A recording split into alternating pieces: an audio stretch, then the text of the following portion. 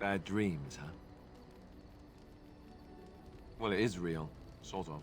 You see, part of being a Grey Warden is being able to hear the Darkspawn.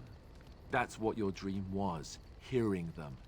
The Archdemon, it talks to the Horde, and we feel it just as they do.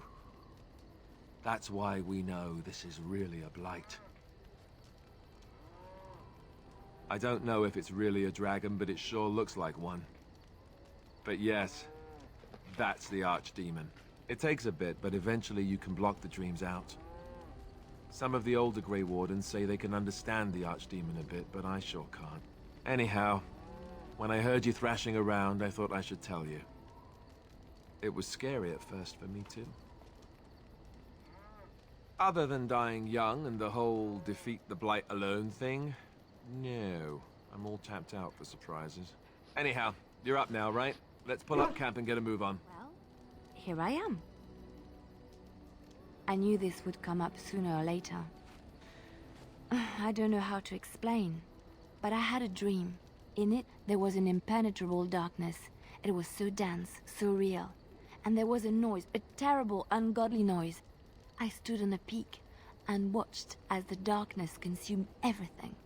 And when the storm swallowed the last of the sun's light, I fell, and the darkness drew me in.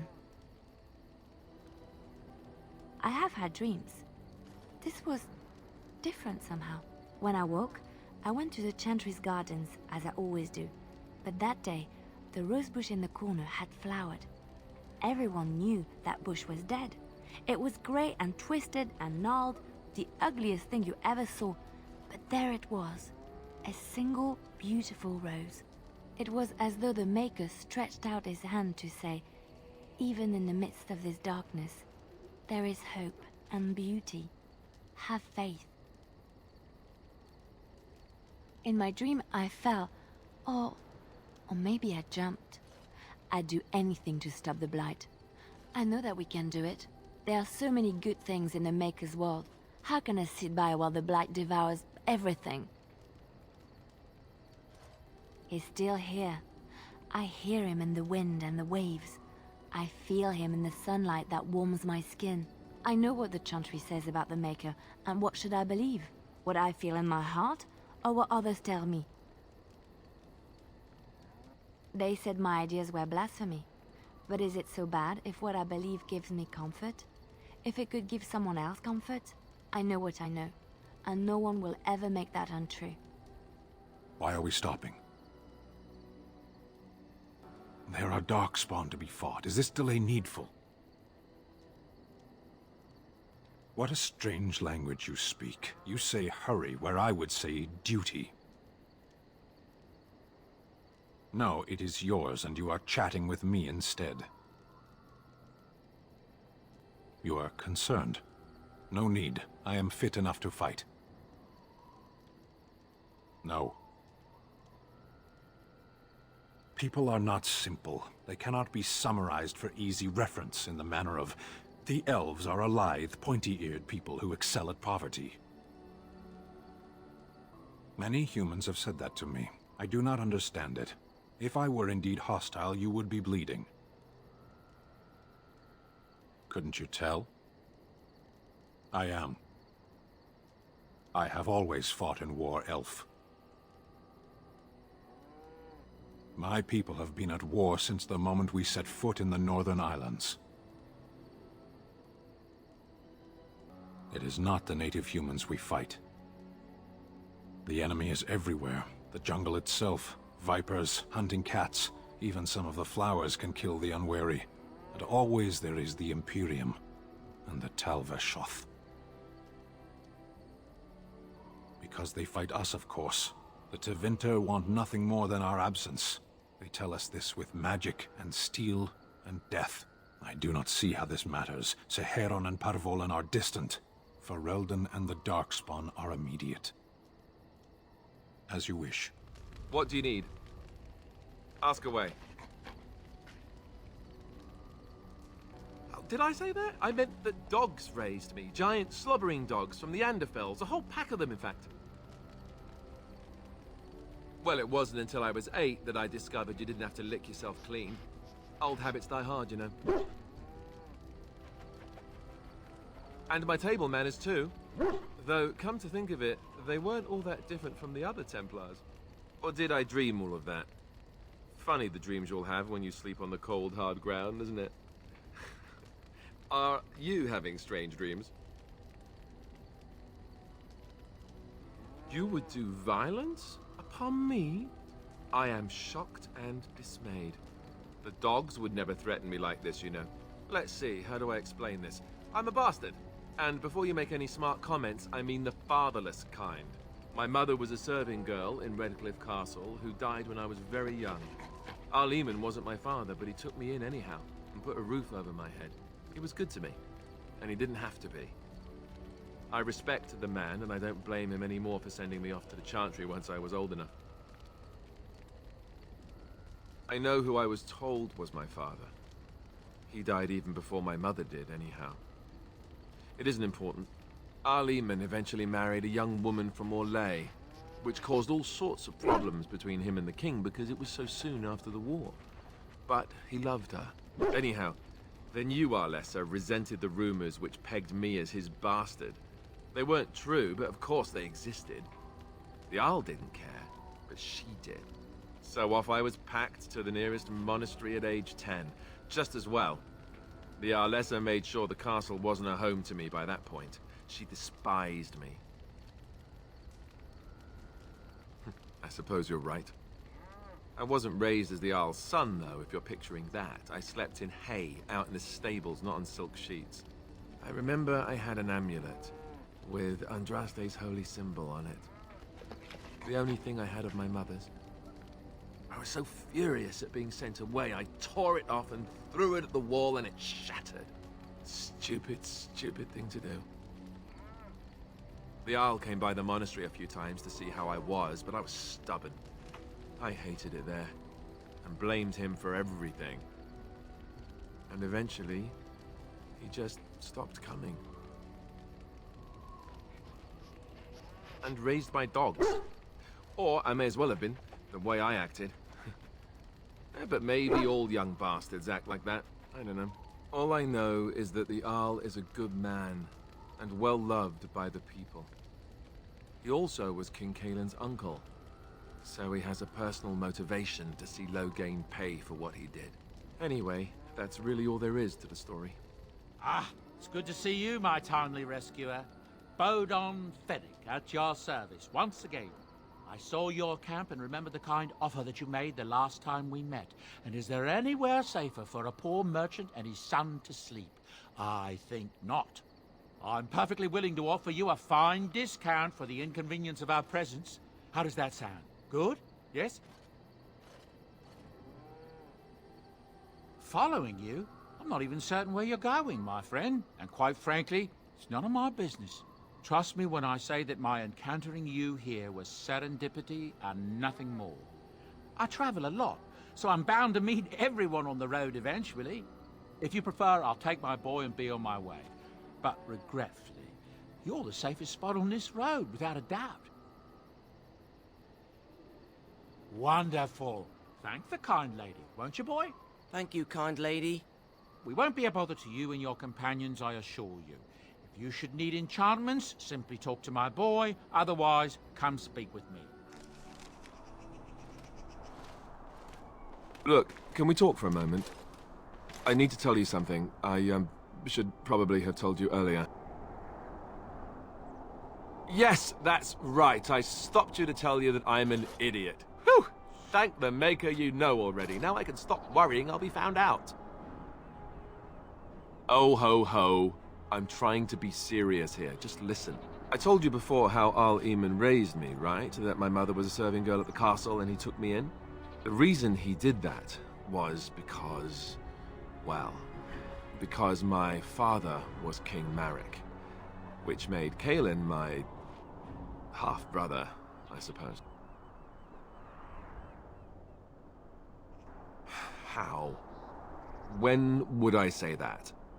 Oh, by the way, King Marek had sex with a servant and she produced a bastard son. That's me. I would have told you, but it never really meant anything to me.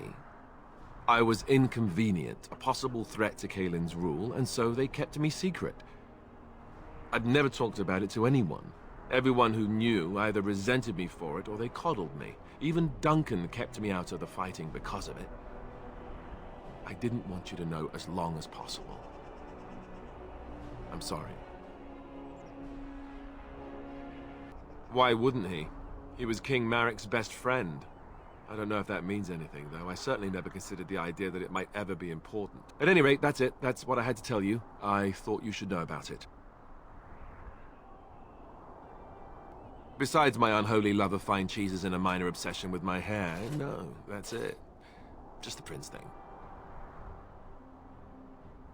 Let's hope not. I'm the son of a commoner and a Grey Warden to boot. It was made very clear to me early on that there was no room for me raising any rebellions or such nonsense. And that's fine by me. Now, if there's an heir to be found, it's Arl Eamon himself. He's not of royal blood, but he is Kaelin's uncle, and more importantly, very popular with the people. Though, if he's really as sick as we've heard... Oh no, I don't want to think about that. I really don't.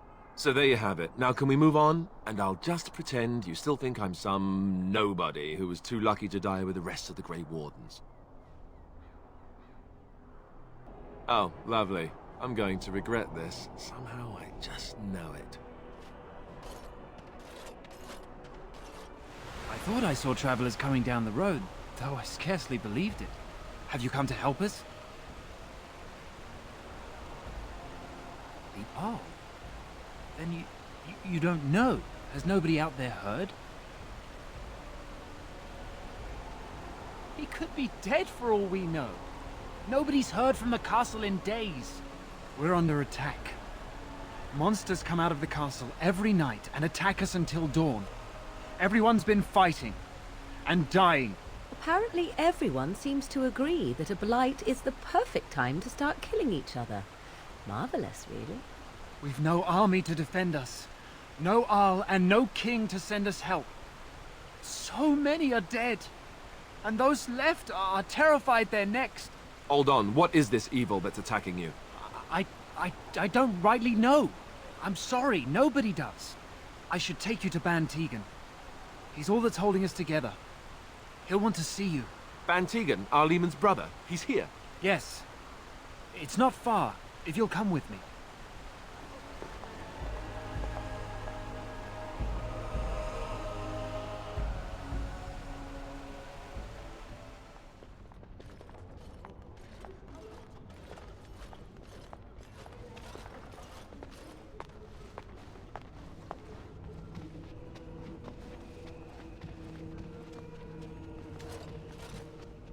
It's Thomas, yes?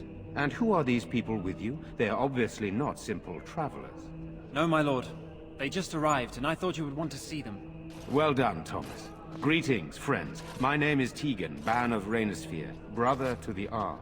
I remember you, Ban Tegan. Though the last time we met, I was a lot younger and covered in mud. Covered in mud? Alistair? It is you, isn't it? You're alive! This is wonderful news. Still alive, yes. Though not for long if Ten Loghain has anything to say about it. Indeed. Loghain would have us believe all Grey Wardens died along with my nephew, amongst other things. What, that he pulled his men in order to save them? That Kaelin risked everything in the name of glory?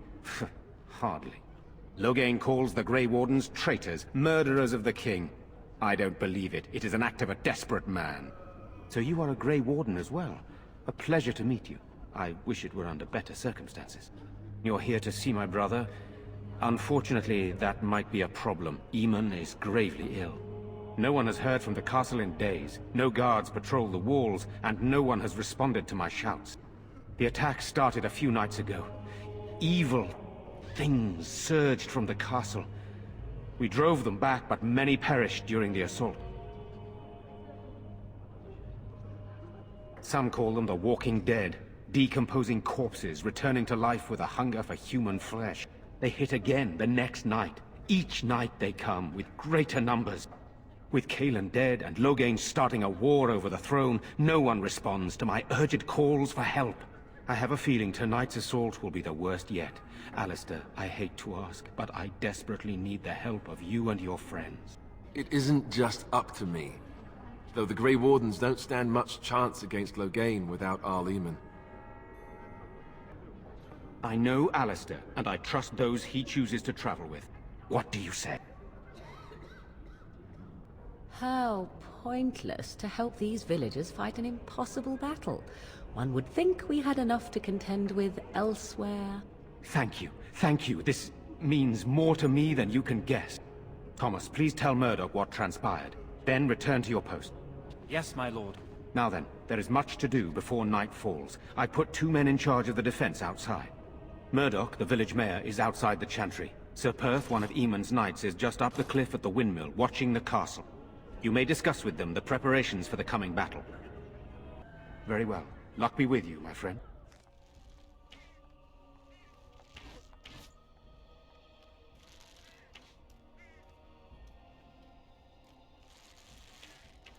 So you're the Grey Warden, are you? I didn't think they made women Grey Wardens. If you hadn't noticed, there aren't darkspawn around these parts. Not yet, anyway. We aren't gonna turn aside anyone who wants to help, though. Don't take me for being an ingrate or nothing. Well, we do want to help however we can. You can trust us. Name's Murdoch, mayor of what's left of the village, providing we aren't all killed and hauled off to the castle tonight. My men are certain enough as it is that they'll die tonight. They don't need me quivering in my boots. My death will come soon enough. It don't need me hurrying it along. Anyhow, you're here, and they tell me you're in charge. We need what little armor and weapons we got repaired, and quickly, or half of us will be fighting without either.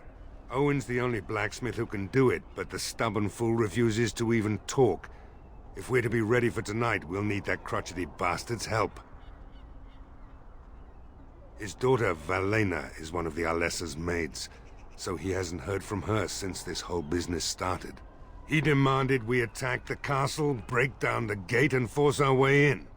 I said it was impossible, but he wouldn't listen. He's locked himself in the smithy now. I can't force him to do repairs. He said he'd rather die first. I'd appreciate it. If he doesn't help, he'll die like the rest of us. What good will that do anyone then? Go away. Curse you. Leave me in peace. You've already taken everything out of my stores. There's nothing left. Alright, just don't destroy anything, damn you. Maker's breath. What is that smell? It's like someone set a brewery on fire. Somebody's been drinking. So, I open the door. I've got nothing of value for you. The militia's taken whatever I had. So if you're here to beat on a sad old man, then all I ask is you get on with it. I don't have much to live for as it is. What do you want exactly? Why should I help Murdoch when he won't help me? My girl, Valena, is one of the Alessa's maids, and she's trapped up there in the castle, but the mayor won't send anyone for her. She's been my life since my wife passed on 2 years ago. Now she's dead, or soon to be. I don't care what happens to me or the village, or anyone! Why not? It's not like we're going to live past the night anyhow. Or are you going to save us? Is that so? Maybe it's the drink talking, but you almost sound like you believe that. Tell you what, if you want me to do repairs for Murdoch and his men, promise me you'll go into the castle and find my daughter. It would be better than going to my grave wondering. If you look for Valena, I'll reopen the smithy and make some repairs for the militia. I can do that much. Not good enough. Murdoch said the same damn thing. And I didn't believe him either. You were asking a great deal, you wretched little man. I want to promise. Promise me that you'll look for her. That you'll bring her back to me if you can. Nothing besides your conscience. You got one of them. Then you should know the value of a deal. You want something, I want something. I'll accept that. It's something to hope for, at least. Oh, lovely. Shall we next begin rescuing kittens from trees? Right then. It seems I have some work to do relighting the forge, and I suppose I'll have to find some iron. Maybe at the mill. Oh, Murdoch just better send his men here as soon as possible if I'm gonna get to all these repairs and get them done by nightfall. If you need anything done, well, just let me know.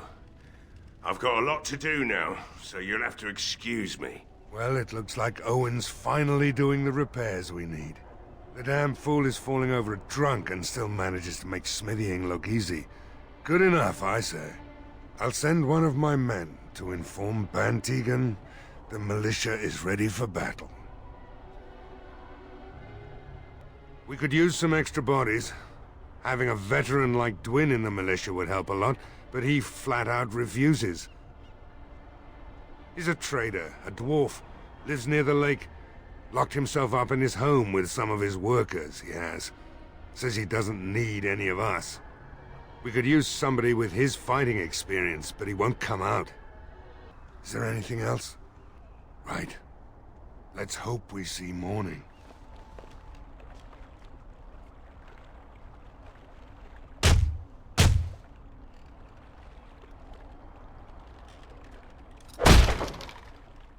Wonderful.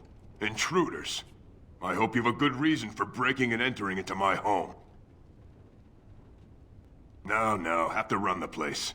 It's not like I could stop people like you anyway. The name's Dwyn. Pleased to meet you. Now, kindly tell me why you're here. So what? You recruiting for him? I'll tell you what I told Murdoch. I'm not risking my neck for this town. Thanks. But I'll take my chances in here. Everyone else can run around in the open waiting to die. So, that's what it comes down to, huh? Fine. I'll go. If you want me out there so badly. Don't thank me. I'm not doing this for you. I'm doing this because of you. Go tell Murdoch you won. And I better see you out there in the square when those creatures come. There are many great tales of lost kings who return to their lands to reign in glory. I am not lost, nor for that matter, a king. And there's nothing glorious about me. You are Merrick's son. You are the rightful king of Ferelden. I am the son of a starstruck maid and an indiscreet man who just happened to be king. Look, I can't be king. Some days I have trouble figuring out which boot goes on which foot. Complete fools are made leaders of kingdoms all the time, and you're not a complete fool. What an utter relief. And don't worry about the boots. Kings don't need to dress themselves. That's what advisors are for, isn't it? And starstruck maids, apparently. Another doomed soul come to drown their sorrows here, I see. If you came here for a drink, you'll have to talk to Lloyd. He's got a vice grip on the spigots. I'm just here to keep the boys from mutiny. Not much. He's very quiet. Says his name's Beric and he's here to meet his brother, but I think he's lying. He's a bit creepy. Keep safe. Not looking for company. Why? I don't live here. Just waiting until I can leave again. And that's all we have in common. I'm not here to talk. There's something about this man's demeanor. I don't know. I have no idea what you're talking about. But you do, don't you? I know spy when I see one. Look, just because you're an elf doesn't mean we should be friends. I was just told to... I mean, just leave me alone. Nothing. Nobody told me to do anything. Just because you're a Grey Warden doesn't mean you can go around threatening people. I'm not here to hurt anyone, I swear. I'll tell you what you want to know, just don't kill me! This is more than I bargained for. Look, they just paid me to watch the castle and send word if anything should change. But they never said anything about monsters. I haven't even been able to report anything since this started. I'm stuck, same as you, I swear. Just to report any changes, honest. All I could send word about was the Arl getting sick. After that, monsters started coming from the castle. A tall fellow, I forget his name, he said he was working for Howe. Arl Rendon Howe. He's an important man, Terran Logain's right hand, so I didn't do anything wrong. I don't know anything about these creatures. When the Arl got sick, I got scared that people would think I was involved. But I swear I don't know anything about it. They sent me to watch. Maybe they knew the Arl would get sick. I don't know. Here, this is a letter from them. It has instructions and everything. Keep it. Do whatever you want with it. I just thought I was serving the king and making a bit of coin on the side. You have to believe me. Oh, all right. I'll do it. Thank you for your mercy. I won't forget it. Greetings, Grey Warden. I am as relieved as Ban Tegan is to see you here. I must admit, I do not know how to address an elf in your position. I do not wish to be rude. As you wish, and thank you kindly. I am Sir Perth, until recently in direct service of Arl Eamon of Redcliffe. For now, my charge is defending the village from these evil assaults. Would that I had chosen not to seek out the urn of sacred ashes. Perhaps I would have fended off whatever evil befell the castle, or perhaps I would be dead. Ah well, with the Grey Warden aiding our defense, perhaps all is not lost. We have sufficient armor and weapons, but my knights are too few to stand against the monsters without assistance. Perhaps you could approach Mother Hannah in the Chantry for some holy protection against these evil creatures. Otherwise, I do not know what else you could provide beyond your own talents. We're as prepared for the onslaught as we could possibly be, all things considered. As you wish, Grey Warden. Make a watch over you. Oh, it's sort of like coming home again, but with more undead. Yes, yes, very lovely. Let us soak in the vista before the massacre begins. Ooh, a windmill. I once took a ride on the sails of a windmill. Didn't turn out well. Yes? Well, here I am. Quiet. It was a life suited for contemplation. In the cloister, away from the fuss and the flurry of the cities, I found peace. And in that stillness, I could hear the Maker. But it was not perfect. Some of my Chantry fellows were condescending. That is the nature of religious folk, I suppose. When I talked about my beliefs, that the Maker reveals himself in the beauty of his world, they treated me with disdain. They want to believe that he's gone, so that when he turns his gaze on them, it means they are special, chosen. He cannot possibly have love for all, the sick and the weary, the beggars and the fools. Maybe I am wrong, but it is the Maker's place to decide if I am worthy, not men, not the Chantry. But there is work to be done, and I have talked enough for now. What do you wish of me? If you must. Why do you ask me such questions? I do not probe you for pointless information, do I? Oh, what luck. What is it you asked if I grew up in the wilds? A curious question. Where else would you picture me? For many years it was simply Flemeth and I. The wilds and its creatures were more real to me than Flemeth's tales of the world of man. In time, I grew curious. I left the wilds to explore what lay beyond, never for long. Brief forays into a civilized wilderness. For the most part, Flemeth taught me well. For all that I had been taught, however, the truth of the civilized lands proved to be overwhelming. I was unfamiliar with so much. So confident and bold was I, yet there was much that Flemeth could never have prepared me for.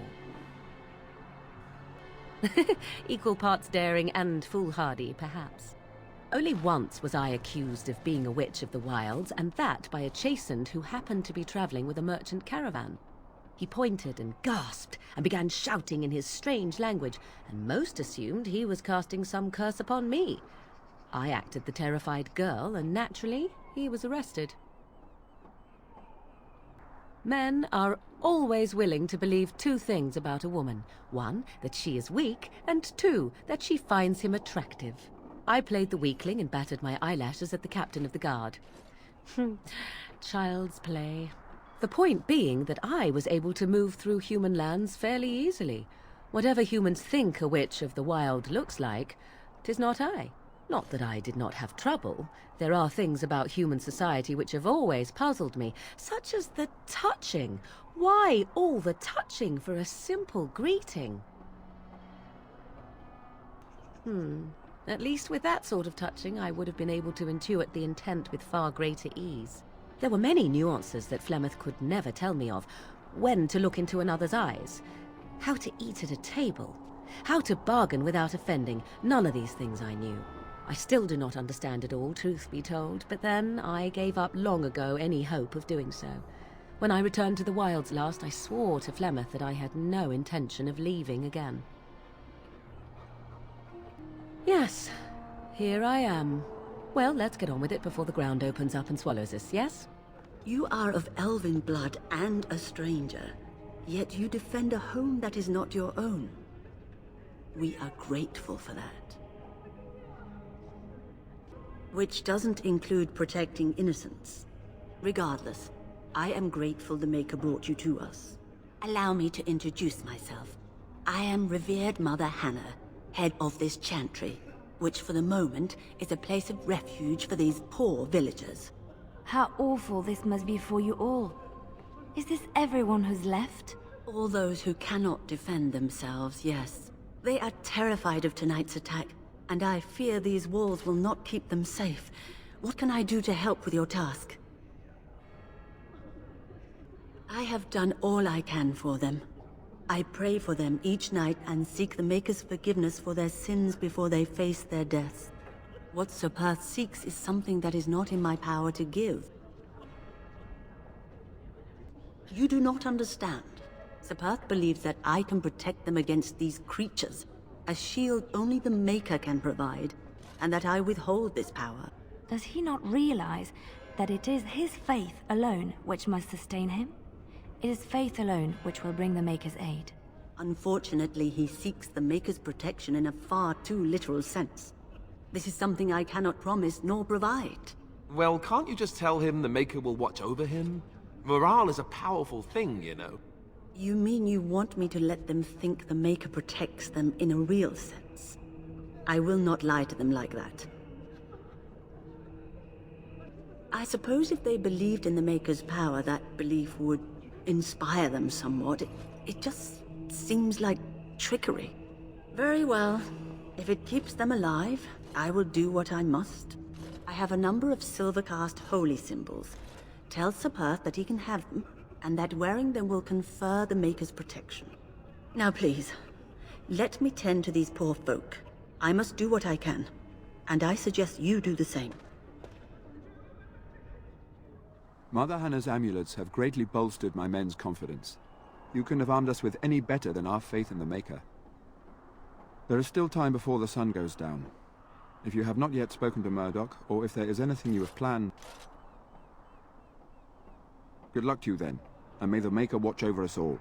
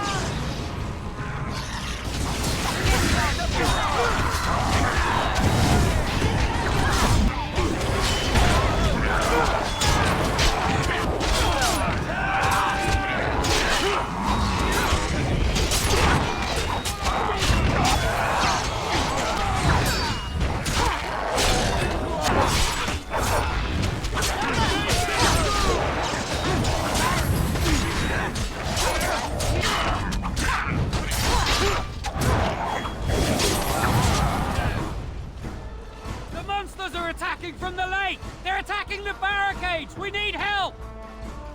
Come on, we need to hurry!